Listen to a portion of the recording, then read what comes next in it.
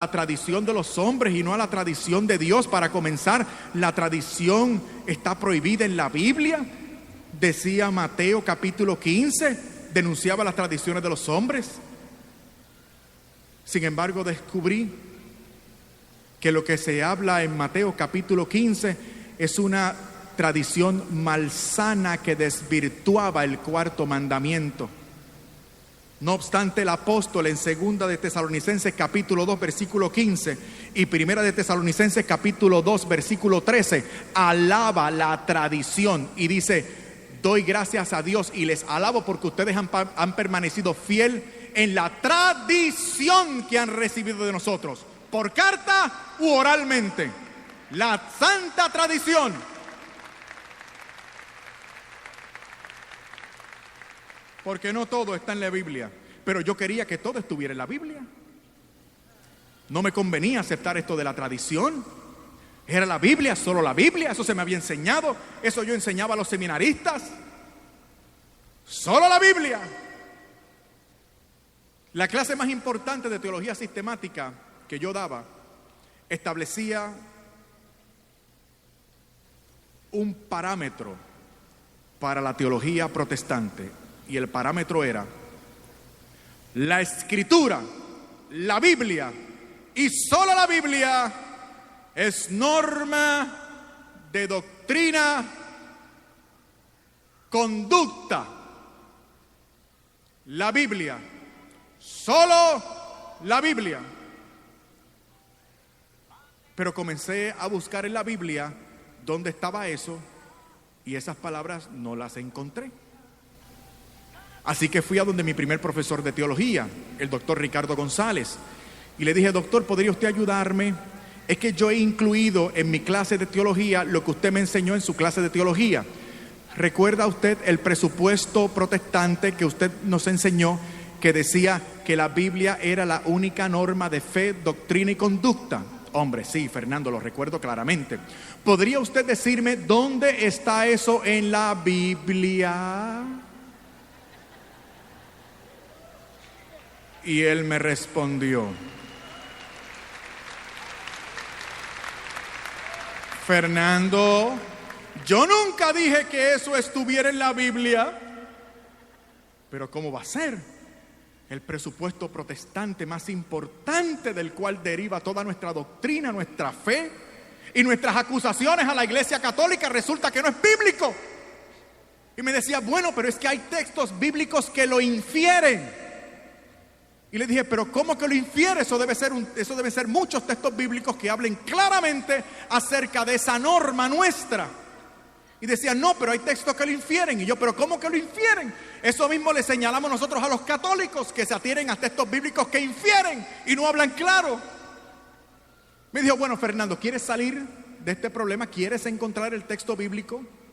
Ya que no lo anotaste durante la clase, ¿quieres que te lo dé?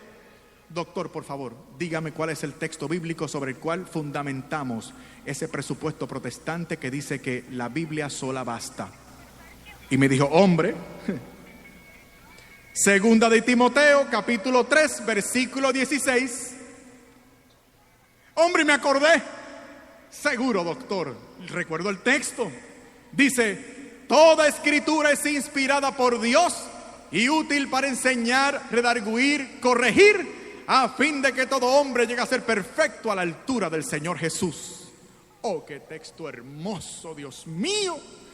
Dice que la Biblia es inspirada por Dios, y si es inspirada por Dios, viene de Él, y si viene de Él, ¿para qué yo quiero otra cosa? Es verdad que no explicita claramente lo que yo quiero, pero no importa. Lo que yo quiero es un pretexto para no hacerme católico, y esto es maravilloso. Escritura inspirada por Dios, viene de Él, para mí es suficiente, nada más. Me olvido de todo lo demás, que si la unidad de la iglesia, que si tiene que ser visible, católica, apostólica, eucarística, etc. Me olvido de todo. Al fin de cuentas parecía que el demonio me tendía una trampa. No estábamos equivocados del todo. La Biblia es inspirada por Dios, es suficiente por tanto. Llamo a mi esposa, le digo, vamos a celebrar. Ella me dice que vamos a celebrar. Yo le digo, no te preocupes, yo sé lo que vamos a celebrar.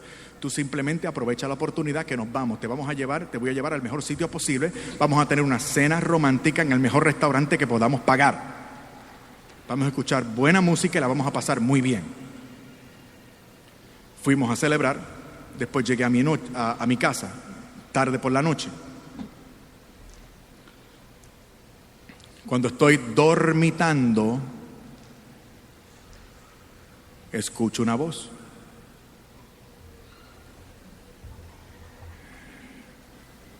Yo no sé si alguno de ustedes ha tenido la oportunidad de escuchar la voz del Señor audiblemente. Es algo increíble.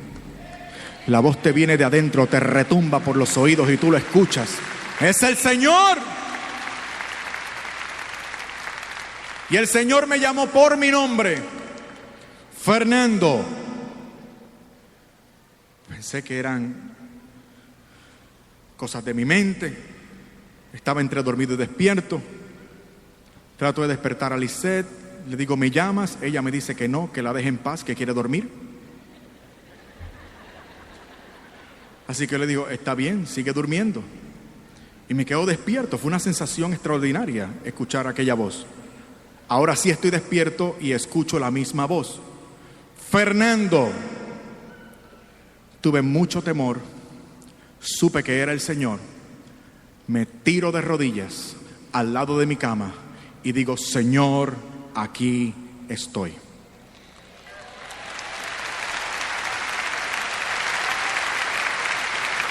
El Señor me llama la atención y me dice, ¿y dices tú ser teólogo? Yo estaba temeroso y por si acaso le dije, Señor, tú lo sabes. Y el Señor me recriminó audiblemente. Pues no seas irresponsable. Profundiza en el texto. Supe que el Señor me hablaba de 2 de Timoteo, capítulo 3, versículo 16. El texto bíblico que había esgrimido a mi favor para no hacerme católico. Aquel que decía que la Escritura era inspirada por Dios y yo había deducido que por lo tanto era suficiente. El Señor vuelve y me dice, profundiza en el texto. El jefe había dado una orden. Al otro día, otra vez, al seminario, a la biblioteca, mucho estudio, mucha Biblia y mucha oración. ¿Saben ustedes lo que descubrí estudiando aquel pasaje bíblico? Miren lo que descubrí, voy a resumir y después explico en detalle. Descubrí a partir de ese día que no es posible encontrar en la Biblia una oración o una palabra, una coma, un punto que justamente interpretados contradigan la excelencia y la doctrina de esta Santa Iglesia Católica. Descubrí que esta es la iglesia de la Biblia y que no hay en la Biblia nada que contradiga la excelencia y la doctrina de esta Santa Iglesia Católica. Nada. Y se lo voy a demostrar. Porque de hecho, algunos de ustedes les han arguido con ese texto. ¿A qué se refería el apóstol San Pablo con toda escritura es inspirada por Dios? ¿Saben a qué se refería? Esto provocó otra crisis en mí, porque estudiando me di cuenta que el apóstol no se refería al Antiguo Testamento. Sí, es un problema, porque el apóstol no habla del Nuevo Testamento como escritura inspirada, porque el Nuevo Testamento no existía aún. ¿A qué escritura se refería el apóstol San Pablo? Se refería al Antiguo Testamento. Esto es crítico, porque ustedes y yo creemos que el Nuevo Testamento es inspirado, ¿verdad que sí? Por favor, digan que sí. Gloria a Dios, estoy en la iglesia correcta. Sí, Señor, el Nuevo Testamento es inspirado, pero Pablo no lo dice. Pablo dice que es el Antiguo Testamento, que era la Biblia de los primeros cristianos, la Biblia que él tenía de frente. La Biblia que se cita en el Evangelio más del 90% de las veces es el Antiguo Testamento, traducción griega. El Antiguo Testamento griego, Código de Alejandría o Septuaginta, como le llaman los estudiosos. O sea, la escritura inspirada por Dios no era el Antiguo Testamento según San Pablo, sino el Antiguo Testamento, y además el Antiguo Testamento griego, traducción griega, que era la Biblia de los primeros cristianos. ¿Y qué con eso? Escuchen bien. Que esa Biblia que San Pablo llama inspirada por Dios, el Antiguo Testamento griego, contenía los libros deuterocanónicos que yo no tenía en mi Biblia evangélica.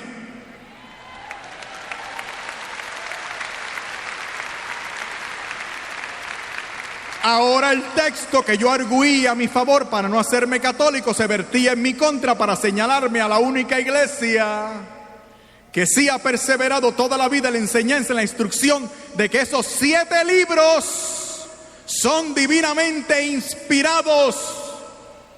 Y entonces viene la otra parte de la crisis.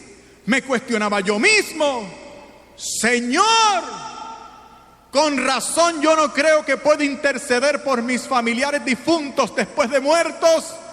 Si lo hemos sacado de la Biblia, estaba en 2 de Macabeos, capítulo 2, versículo 46. Con razón yo no creo que pueda gozar del favor de los santos y los ángeles del cielo a mi favor. Si lo hemos sacado de la Biblia, estaba en Tobías 12, 12. Además de 2 de Macabeos, capítulo 15, Jeremías, capítulo 15, versículo 1, Apocalipsis, capítulo 5, versículo 8, y capítulo 8, versículos 3 y 4. Señoras y señores, esta es la iglesia de la Biblia.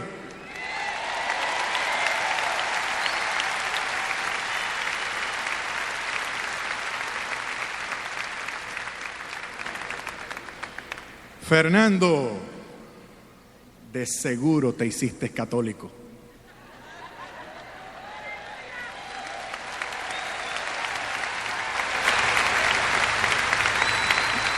Qué pena desilusionarles.